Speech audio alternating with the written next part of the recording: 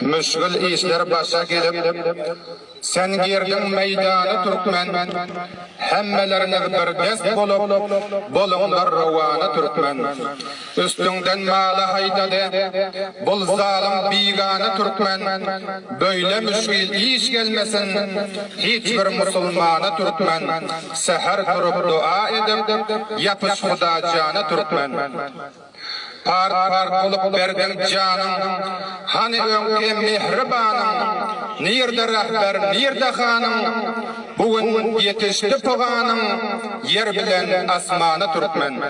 Hadan urdu taze gülüm, indi mehkam bağla bilim, dua ediyor ulus ilim, ta ki bir bolmasa dilim, koşulmarsın sana Türkmen.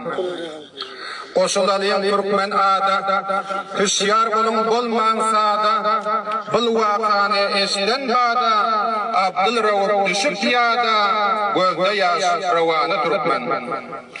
Bugün kaldık müşgül derde, hoş kalmadı bizim serde, ata baba giden yerde, gidip bilmezek şehirde, ahirdir zamanı Türkmen.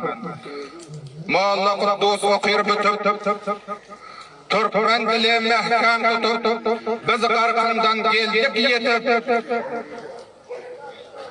gözü yumup gitmen ötüp, bolunlar.